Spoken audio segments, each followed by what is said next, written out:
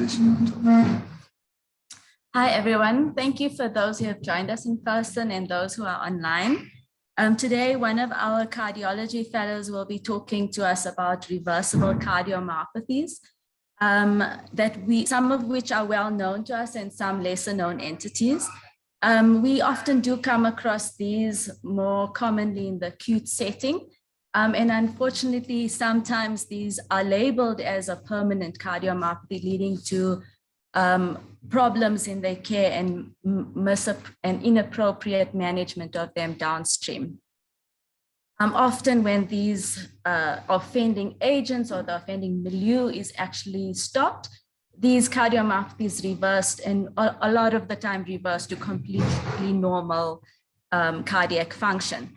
However, there are some that we probably would need to recognize as requiring further monitoring and vigilance, because some do tend to recur, or some may have further effects that we need to be concerned about downstream. So with that, Wanda. Okay, thanks. Good morning, everyone. Thanks for the opportunity to present. And this is a very big topic, and we've chosen some of the cardiomyopathies, and also we also focus more into pathophysiology and understanding, and not so much into epidemiology, because we need to also be able to wire new connections in the brains of the registrars so that they can understand and remember some concepts. So, yeah.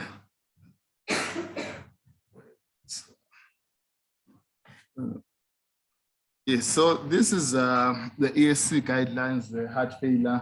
This is just to first look at the guidelines in terms of the algorithm for diagnosis of heart failure.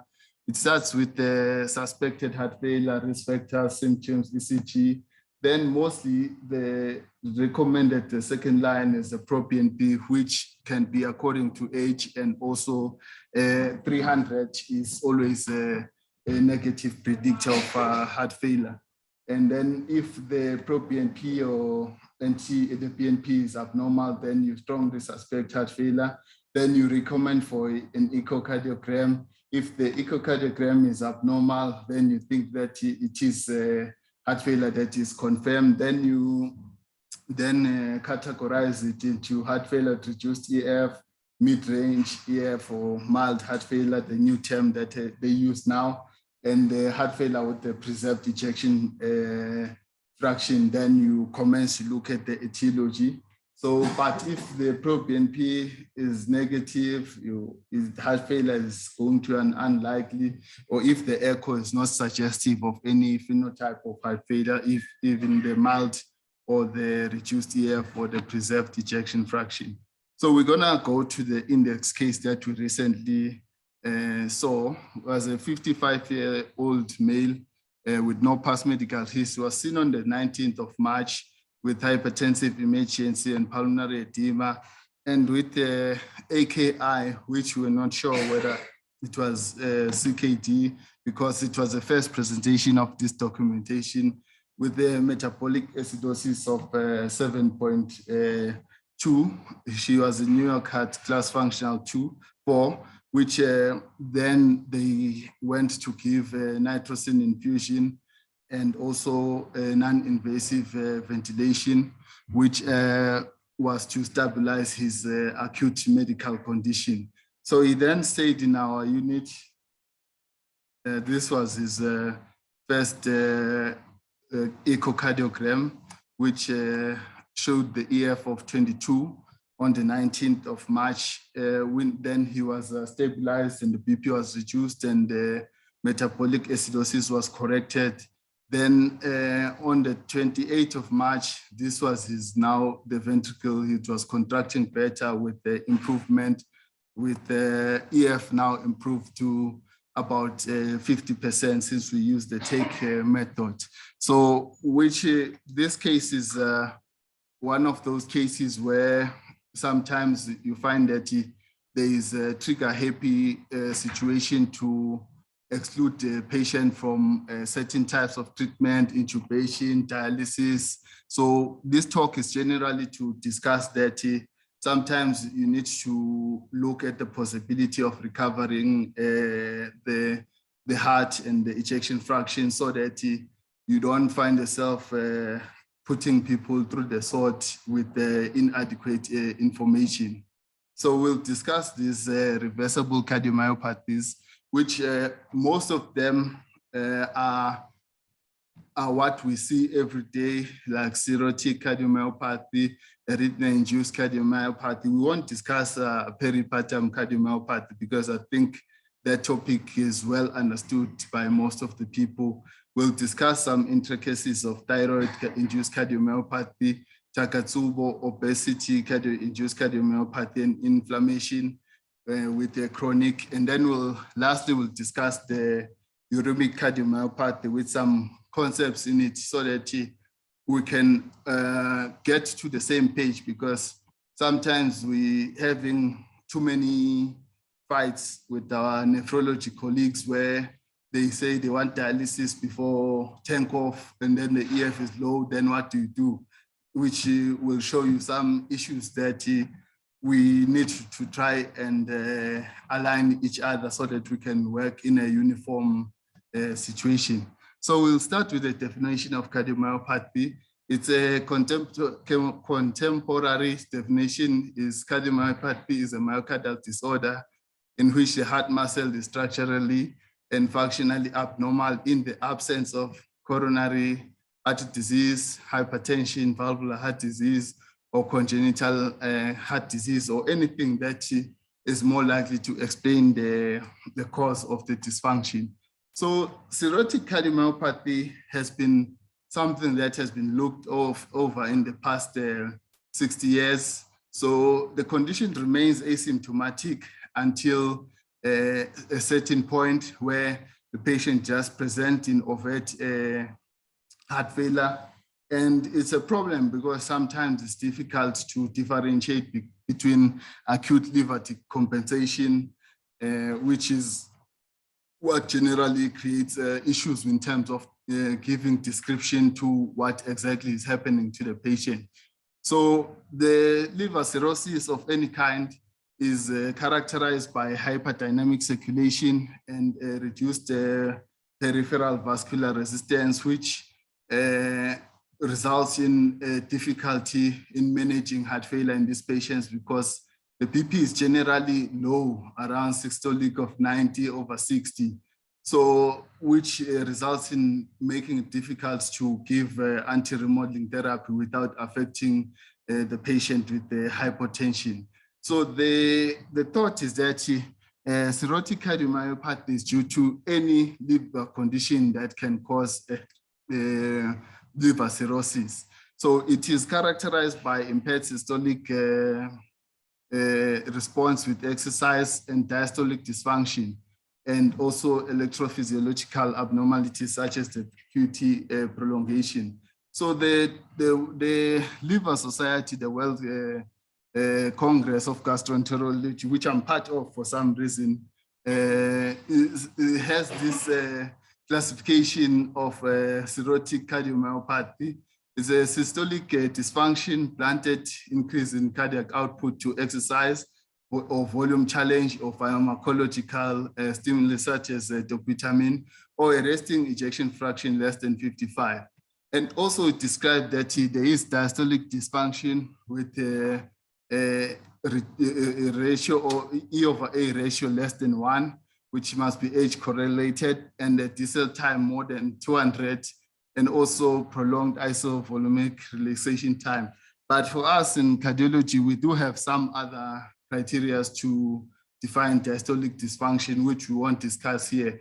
And it talks about the supporting criteria of electrophysiological abnormalities and the abnormal chronotropic response with exercise, which is always abnormal, is less than 80%, and electromechanical uncoupling, which is dysynchrony, and a prolonged QT interval, and an enlarged left atrium and an increased cardiac mass, which is normally seen on MRI, and then the proBNP that is high, and also an increased cardiac troponin. So this is just to try and elicit that sometimes when a clinical picture is difficult to describe, the proBNP in such patients can assist with trying to follow up what condition are you working with in liver cirrhosis.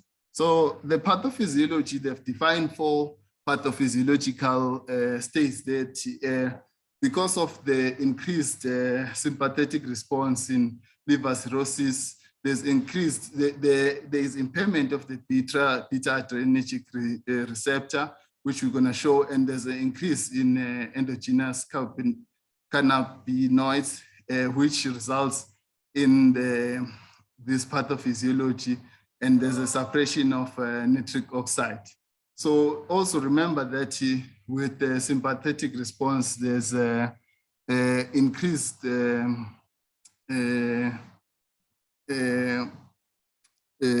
dilation of the vessels that supply the liver, which result into activation of the renin-angiotensin system, which results into the cardiac hypertrophy and impaired systolic dysfunction.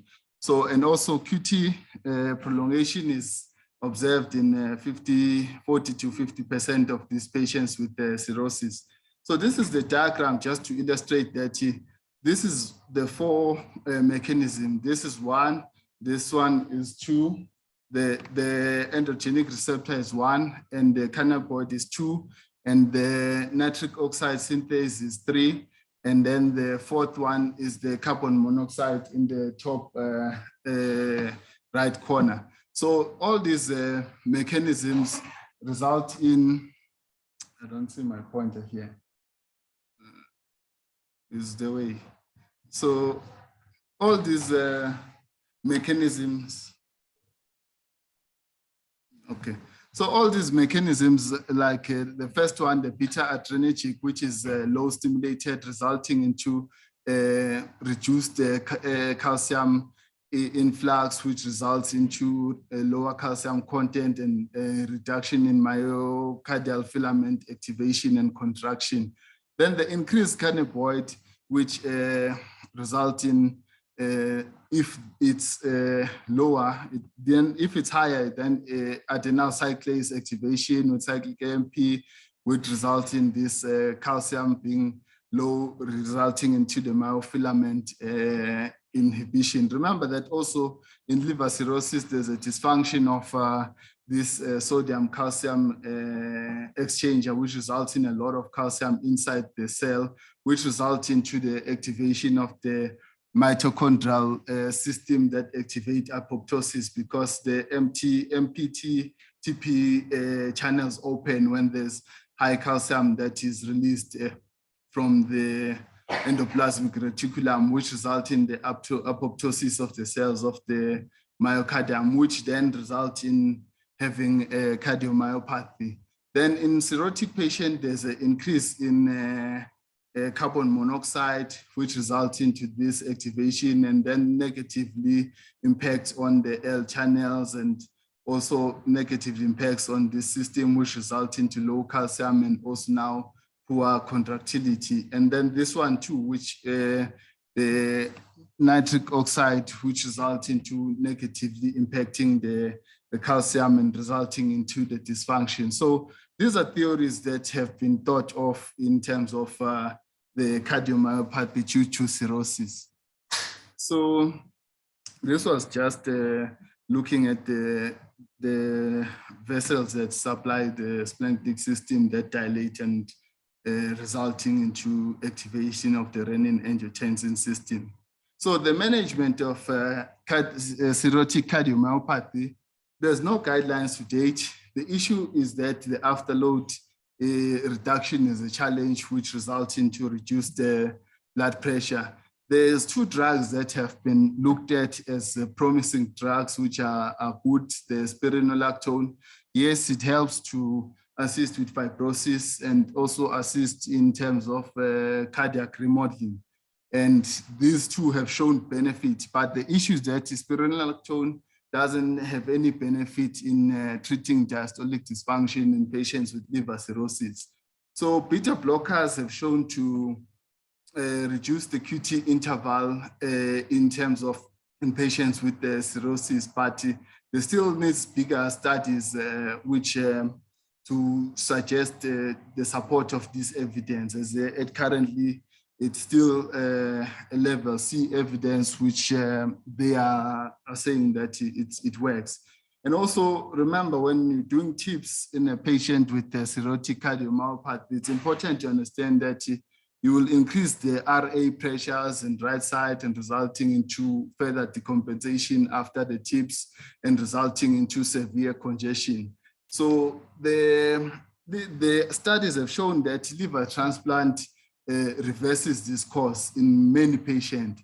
So which then gives you a situation where now the liver guys say, if the EF is low, we can't transplant, which is a controversial subject that I can't discuss since I'm not in part of those departments.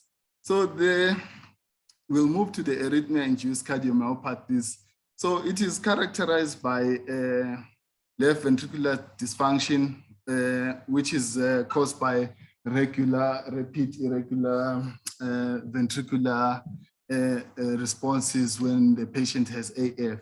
So these types of cardiomyopathies generally improve when the rhythm that is causing it is terminated or it's well controlled. So the part of the thought and the histological finding is that this type of diagnosis in cadavers and biopsy, they find that it's characterized by scanty or absent myocardial fibrosis, which gives it a good point for recovery, but with increased expression of major histocompatibility 2, which is mostly associated with the toxic T cells resulting into a death of the myocardial cells. And also there is a CD68 plus infiltration of these myocardial cells, which result into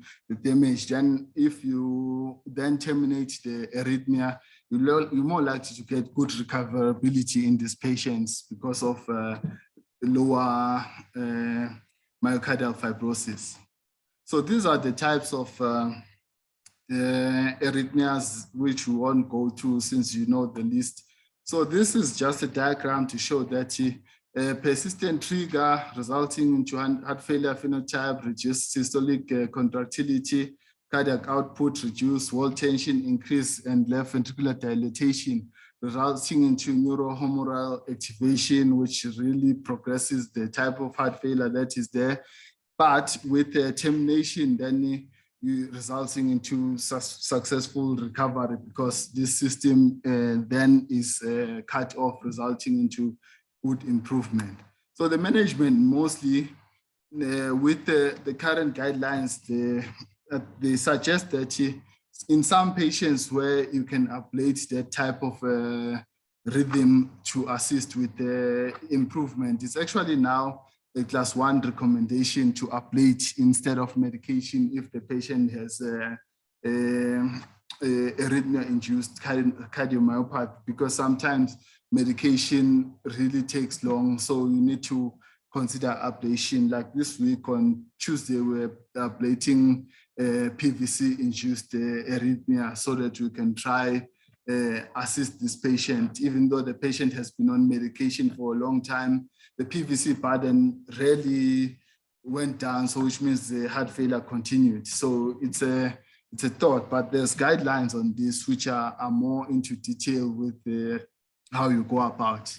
So then we're gonna go into thyroid-induced cardiomyopathy. So this is a presentation in 6% of the patients with hypothyroidism, and with less than 1% of those patients then have developed dilated cardiomyopathy and impaired ventricular function, which never recovered. So the exact mechanism of thyroid-induced cardiomyopathy is not yet well established for textbooks, but the thought is that there's direct toxic effect of the excess thyroid hormones, and with prolonged tachycardia, with arrhythmias and hyperdynamic state, which are all contributors.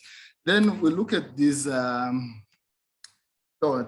these thyroid effects on the cardiac myocyte. So we look at the genes that are positively regulated. So remember that the contractile protein is a beta-heavy myosin.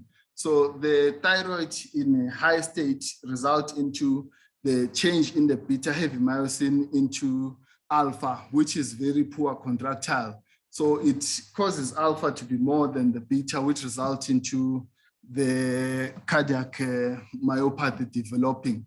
And also it affects the phospholamban gene, which is part of the genetics for hereditary cardiomyopathy with the laminin A and C, RPM20 genes, which are part of those genes. But this gene actually will show in the next slide, always regulates this sarcoplasmic reticulum, resulting into entrance of the calcium into the endoplasmic reticulum. So with this gene, the phospholamban then resulting into low calcium, and which is supplied into the beta-heavy myosin, resulting into reduced contractility. And then also the sodium potassium activase, which helps with the calcium entrance into the myocardium, also assists causes effects with causing the cardiomyopathies. So this is the sodium calcium exchanger, which we spoke about, that is negatively regulated, resulting into poor calcium troponin C coupling. So then the thyroid receptor, and then the adenyl cyclase, which is very important as a second messenger system.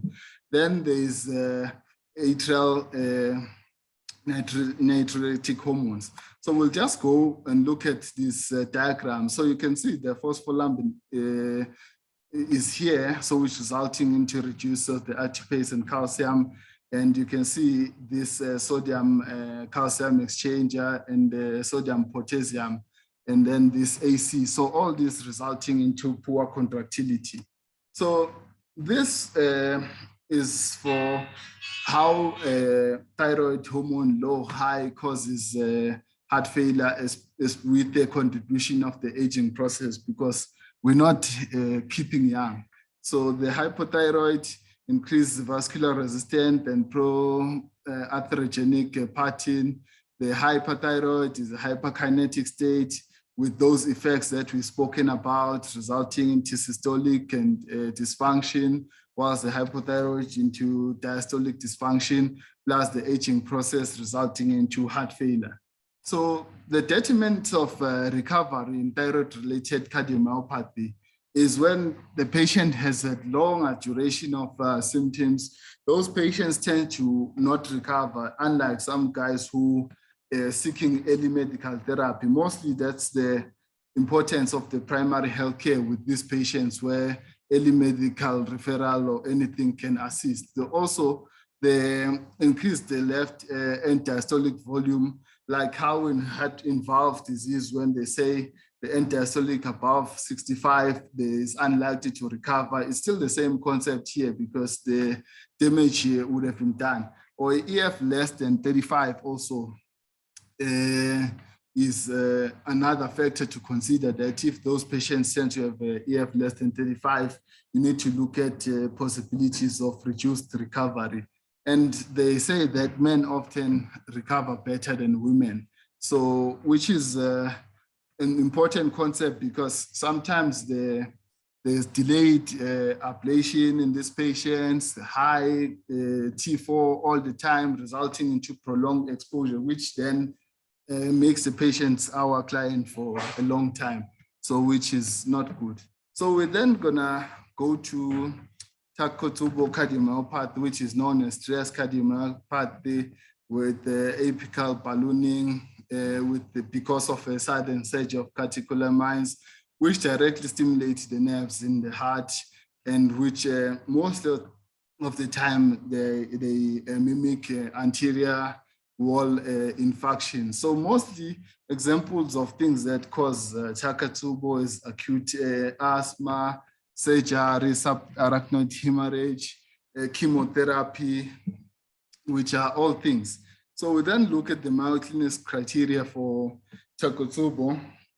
It's a transient hypokinesis or kinesis or dyskinetic of the LV mid-segment without or with apical ballooning, and regional wall motion in a place more than one territory of vascular.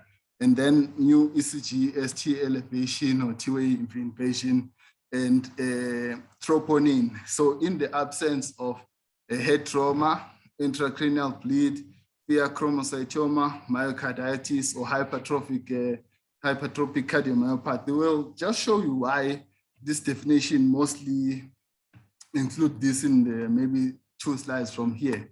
So these are the phenotypes that you see on the LV angiogram, the apical type, which is delineated by this, which is forms about 81.7%, the mid-ventricular, which is about 14.6%, the basal one, which mostly is about 2.2%, and the focal one, which is on the anterior wall, which is very uncommon.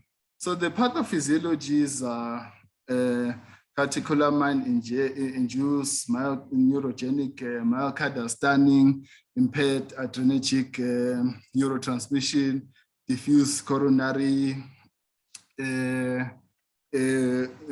endothelial dysfunction. Remember that patients, the anesthesia guys always talk about the glycocalyx. So the glycocalyx is important for endothelial dysfunction because all these stress factors affect the glycocalyx, resulting into this damage being propagated. And also the other thing which we need to understand is that the definition of a small vessel is always a vessel that is below 400 nanometers. So those vessels are the vessels that always constrict when there's high sympathetic response, resulting into microvascular dysfunction, which result into patterns of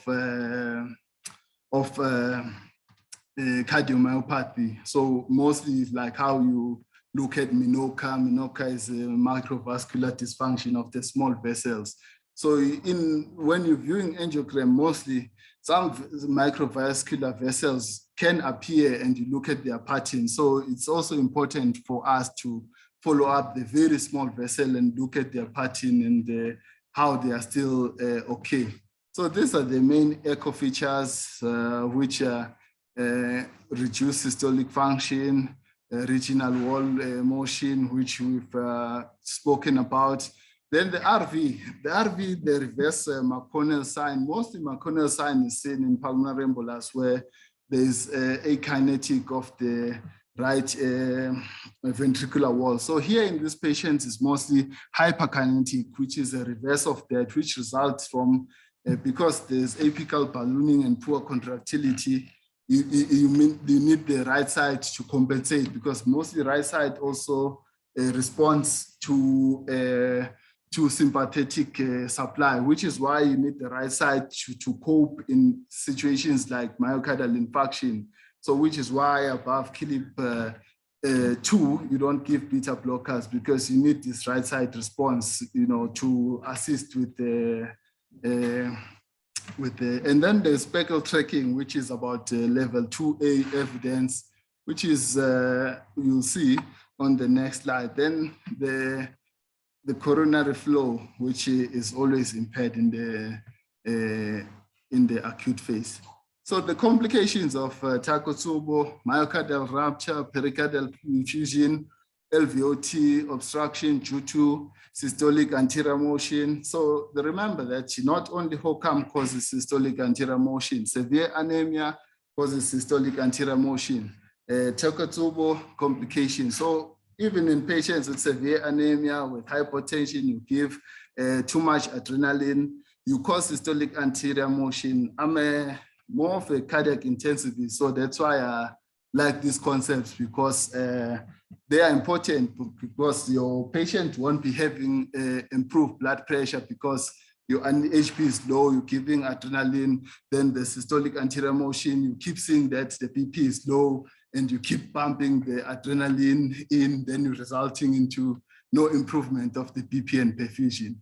So these are concepts that we think of when we're in CCU, when we're working, and also then the mitral regurgitation. So these are things that results into unfavorable outcome in Takotsubo, age above 75, stress-related trigger, LVF less than 30, mitral regurg, RV involvement, AF, free wall rupture, LVOT obstruction, cardiogenic shock, and prolonged QT. So this is just a demonstration on echo of LV systolic. There is this systolic mitral valve which causes the LVOT obstructions, which result into reduced BP, worsening of shock. So you need to think about these things, because managing this requires a special skill with the fluid management and certain inotropes. So that you don't kill the patient unknowingly. So you need some information. So this is the speckle tracking, which in acute phase, the red, sometimes in our blue shows that there's dyskinesia. So the number, so mostly the standard number is less than -20, which shows that there's poor contractility of the segment. So you can see here in the recovery phase, the numbers are 27, 22. So that means that there's recovery, whilst in the red phase, the numbers are very low. So which means that there is poor contractility. So the important investigation is that MRI is the first line diagnosis, assesses the reversibility of the systolic dysfunction. Remember, the CMJAH MRI will show you the contractility of the heart and measure the ejection fraction from there. Then you can also exclude the complications as well. And also you then do a late GAD to exclude the absence of late gadolinium enhancement, which is not supposed to be there in Takotsubo. So because that is fibrosis in a small scale. So about 96% of patients go into complete recovery, about then the other don't in about 7 to 36 days. So the management is stratified into low risk and high risk. Milder cases, the EF of more than 45 with no complications can discharge early. Then the ones with reduced EF, you need to consider beta blockers, ACE inhibitors, and just your normal heart failure medication, and also the diuresis and nitroglycerin to reduce the congestive system. So, and then if there's other complication, you need a specialized way to manage them, which we want to talk about here. So then the other thought is that you need to also look at patients with cancers as a thought of a possibility of Takotsubo, drugs, So the main thing sometimes that the guys, when they refer cancer patients, they don't tell us the drugs they are in, so that we can know, how to characterize this patient and also look at the stress factors. So we'll then now move to obesity-induced cardiomyopathy. So the term obesity cardiomyopathy is when someone is obese with structural and hemodynamic disease. So it occurs in people with severe and long-standing obesity. So remember that obesity increases the total blood volume and cardiac output, and because of the high metabolic active excessive fat. So it leads to ventricular dilation, increased left ventricular wall stress, compensatory with eccentric LV hypertrophy, and left ventricular diastolic dysfunction. So with that, the RV structure can be affected by pulmonary hypertension that is associated with sleep apnea. And remember that these patients are often faced with a situation of sudden death when there's cardiomyopathy involved. So that's another thought to consider. I haven't seen the evidence with the implantation of a device to prevent this, but I'll have to check it soon. So most of these patients tend to have a stress wall that remains high. Then the end of the day, there's poor hypertrophic response, which results into a failure of the left ventricle. So this is just a diagram that shows sleep apnea activity in the RAS and ectopic liver deposition, pancreas, then the response of the immune system, the reduction of leptin, resulting to more hunger, worsening obesity, lots of TNF, interleukin-1, increase in the dyslipidemia, insulin resistant, systemic inflammation. Then earlier we spoke about this hypertension, increased stroke volume and heart rate, resulting to abnormal vascular remodeling and LV mass and LA size, resulting into cardiac dysfunction. So this also will then talk about these fatty acids that are high, resulting into lipid deposition, this, oxidation, the ER stress, calcium handling reduced, resulting into opening of the MPT, TP channels, which resulting into cardiac atrophy, resulting into inflammation, fibrosis, resulting into cardiac failure that is worsened. So the management is always the cornerstone is weight loss, lifestyle intervention.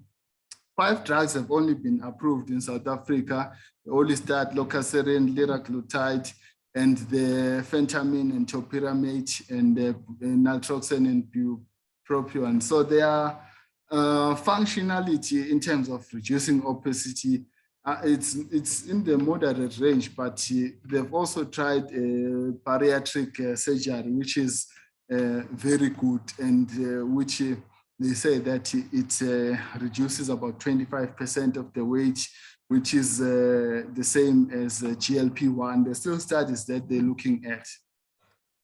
Then the inflammatory induced cardiomyopathy is an active process of which is due to viruses, bacteria, parasites, and invasion allergen, which resulting into necrotic tissue due to the abnormal response of the immune system, which resulting into the dysfunction of the heart. So myocarditis, as we know, can be due to bacteria, viral, fungal, and non-infectious autoimmune toxic drugs, and also which are from hypertension and vasculitis, which causes acute and chronic inflammation. So the incidence of myocarditis is not known.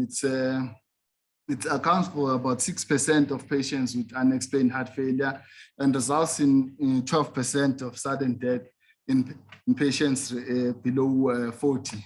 So the mechanism include change in the circulating blood volume that's increased, and a direct inhibition of myocytes by the TNF and interleukin 1B, and the abnormal nitric oxide response and reactive oxygen species signaling in the mitochondria, and resulting into the effects. And which also there's abnormal excitation, contractility, and also there is reduced calcium sensitivity on the myofibrillar level and the blunted adrenergic response. So this is just to demonstrate that acute and chronic would result into reduction in the CMJAH2, which is resulting into the leak, and myofilament calcium sensitivity is low.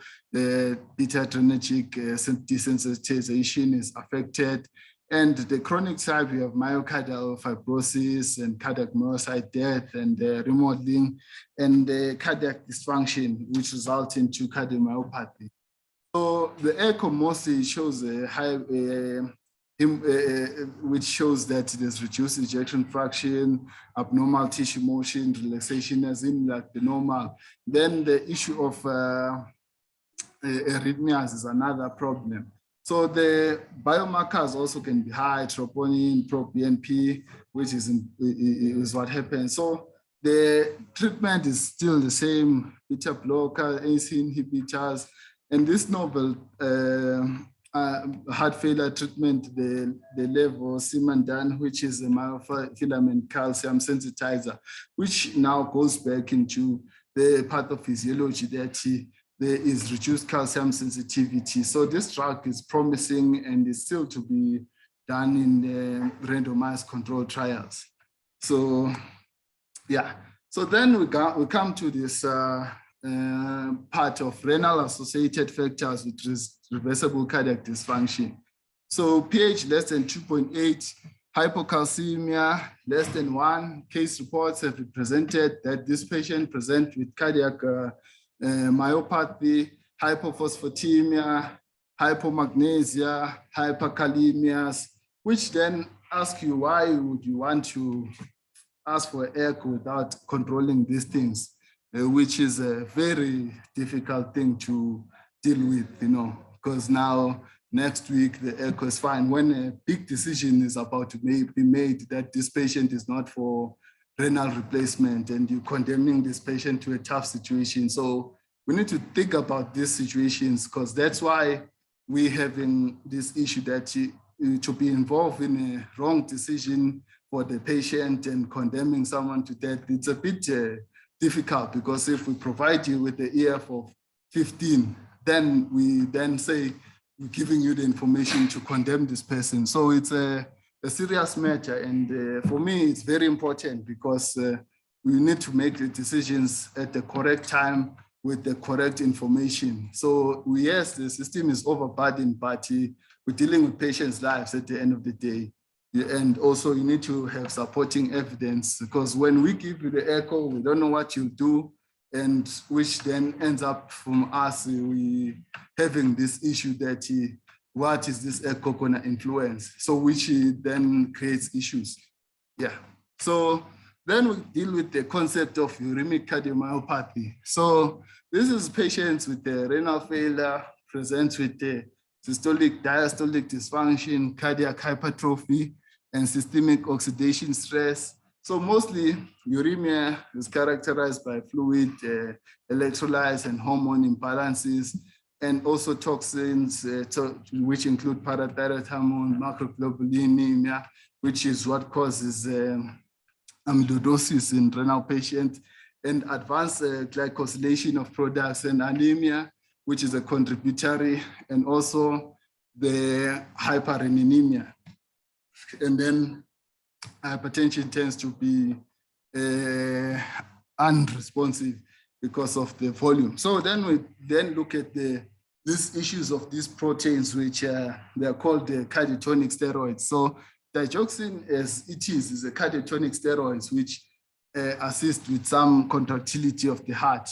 So the most important one in the cardinolin beans is this one, the Orbin, and then the other one is this, the miranobifaginin, which is important. So then we're gonna look at it. So mostly these are synthesized from cholesterol by adrenal glands and hypothalamus.